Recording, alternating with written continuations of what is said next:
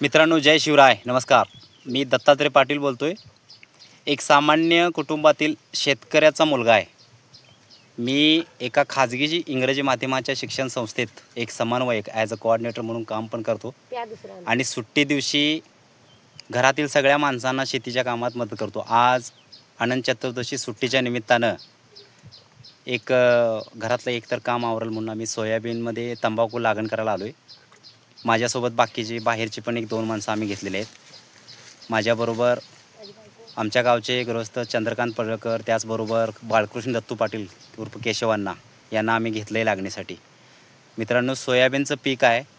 सोयाबीनच्या टोकणीपासून आज त्याचे अनेक 8 ते 15 दिवसात त्याची पानं गळून पडल्यानंतर कापणी येते, मळणी येते आणि इथंपर्यंत यायला निसर्गाच्या बेभरोशावर हे आणणारं पीक आणि त्याच्यासाठी लागणारं कष्ट, राबणूक, त्याचं खत, बी बियाणं या सर्वांचा खर्च बघितला तर डोक्यावरून पाणी जाईल. मित्रांनो, शेतकऱ्याला कोण वाली आहे की नाही आता तुम्ही ते जाणून घ्या. माझ्यापेक्षा जास्त पावसाळे पाहिलेले आमच्यासोबत जे शेतकरी म्हणून आहेत केशवांना, त्यांना मी विचारतो त्यांनी शेतकऱ्याची परिस्थिती खरोखर जी परिस्थिती सत्य परिस्थिती मांडतील हे तुमच्यापर्यंत पोचवायला पाहिजे. हे सरकारपर्यंत या शेतकऱ्याचा आवाज जायला पाहिजे. शेतकऱ्याला काहीही आंदोलन केल्याशिवाय आणि डोकी फोडून घेतल्याशिवाय, रस्त्यावर उतरल्याशिवाय काही मिळत नाही. हे दुर्दैव आहे.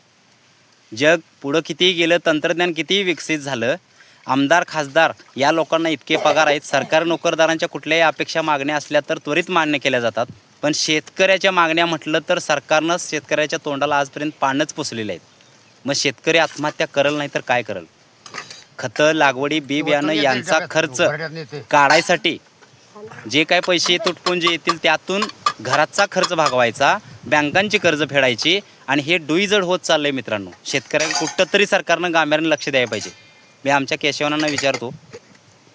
मित्रांनो, इकडे बघा, हे आमचं कुटुंबीय, हे इकडे डाव्या बाजूला माझी बायको आहे, तिकडे समोर आई आहे, हे आमचे केशवांना, आणि हे इकडे बसलेत हे चंद्रकांत पडळकर, आमच्या गावचे गृहस्थ. आता ह्या सोयाबीनचा प्लॉट आहे, ह्याच्यात आम्ही तंबाखूची लागण करायला आलो. केशवांना मला सांगा, शेतकऱ्याला हे परवडते काय पीक? नाही परवडत. का बरं? म्हणजे ह्याचं काय सांगा की. तुमची एक शेतकरी म्हणून तुम्ही सरकारला, सर्व शेतकऱ्यांच्या वतीनं तुमची व्यथा मांडा. अहो, आता बघा मित्रांनो, हे सोयाबीन जे आम्ही करतोय, हे सोयाबीन किती कष्ट सुरक्षितपणे खाल्ले हे आमचं मला माहीत आहे. मित्रांनो, आमच्या कागल तालुक्यातलं आहे. पावसा नुकसान केले, त्याशिवाय आता हे पीक आम्ही हातात तोंडाला आणलं आहे. तो आता हे पावसाचे विंचरा होणार. हे पीक आम्ही त्याला खत पाणी घातले, सुरुवातीला कष्ट केले, औषध केले, ट्रॅक्टर मशागत केली आणि आता हे सोयाबीन कापायला बघा मित्रांनो, हे आता सोयाबीन आम्ही कापायचं आणि मळणी केल्यानंतर सरकार आम्हाला दर देत नाही. आम्ही असेच भांडायचे का हो? ऊसाचा दर बघा तुम्ही, दीपावलीच्या वेळी ऊसाचा दर कारखानदारा लोकांनी काय करायचं, 25 घे, 26 घे. मित्रांनो, परवडते काय होते आता आपल्याला? नाहीच की. त्यात आम्ही वर्षभर आमची बायका पुरं राबणार, त्याशिवाय मेहनत करणार आम्ही आणि आंदोलन केल्याशिवाय आम्हाला मित्रांनो पर्याय नाही. मग शेतकऱ्यांना जगायचे काय नाही हो? मग आपण काय करतोय, काही शेतकरी काय करतात, याला उसाला दर एवढा मिळाला, एवढं मी खर्च केलं, आता आत्महत्या केलेली बरी. मग आत्महत्या करणारच हो, याला सरकार जमीन आहे, पर्याय नाही. बरोबर. सरकारनं हिची दुर्दशा करावी. मित्रांनो, बरोबर, सगळ्या लोकांनी याचा विचार. लागवडीचं दर अण्णा मागच्या 4-5 वर्षापेक्षा ह्या वर्षी म्हणजे आता तुम्ही वाढलेलं बघताय ना लागवडीचं दर.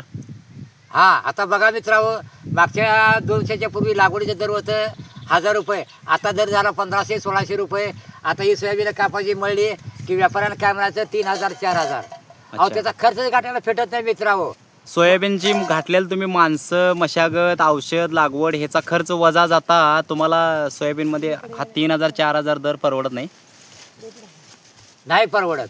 10,000 रुपये दर द्यावा बघा मित्रांनो. या व्यापाऱ्या लोकांनी असं आंदोलन करा तुम्ही माझ्या वतीनं आणि माझ्या बोलण्यामुळं आंदोलन यावर्षी करा तुम्ही. त्याच्याने व्यापारी लोक सुद्धा दर देत नाही आणि केंद्र सरकार सुद्धा मना घेत नाही.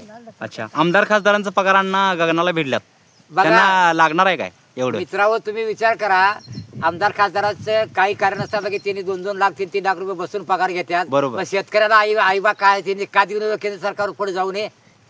शेतकऱ्यांना आम्ही राबून मारावं काय?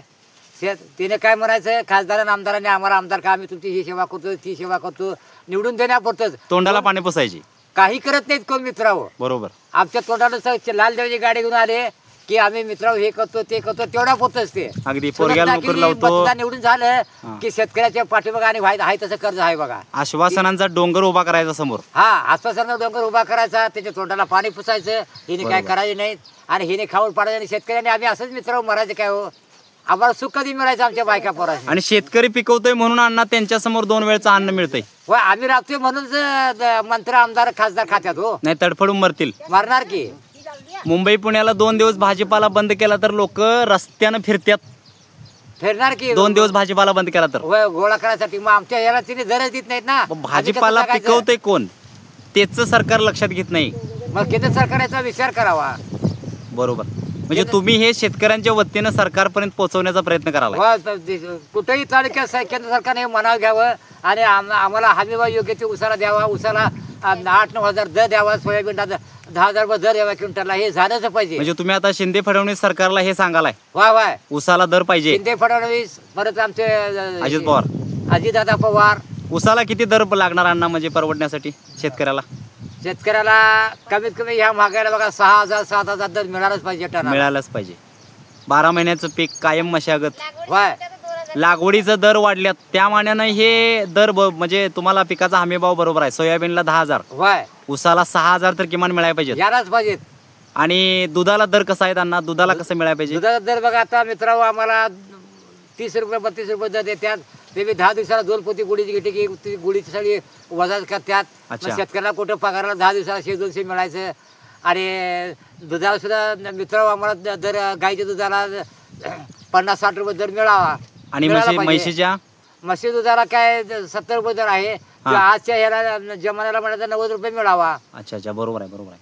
म्हणजे त्या गोट्याच्या धंद्यात सुद्धा म्हशीला वैरण, त्याची लागवड, त्याची सगळी मेहनत हे सगळं अंगावर जात आहे. म्हणजे अंगावरच आहे. बरोबर आहे. शेतकरी जगायचा कसा मित्रांनो? शेतकऱ्याला हमीभाव दिलाच पाहिजे. नक्कीच तुमचं मत हे शेतकऱ्यांच्या वतीनं शिंदे फडणवीस सरकारपर्यंत पोहोचलेलं आहे. आणि सरकारला माझी विनंती आहे, कळकळीची शेतकऱ्याकडे कुठंतरी गांभीर्यानं बघावं. कारण शेतकऱ्यानं सुखी राहायला पाहिजे, त्याच्या कुटुंबाने सुखी राहायला पाहिजे. म्हणजे आमचा देश शेतीप्रधान म्हणल्याच्या वाक्यासारखा शेतीप्रधान म्हणून शेतकऱ्याला महत्त्व दिल्यासारखं होईल. बरोबर आहे. धन्यवाद मित्रांनो.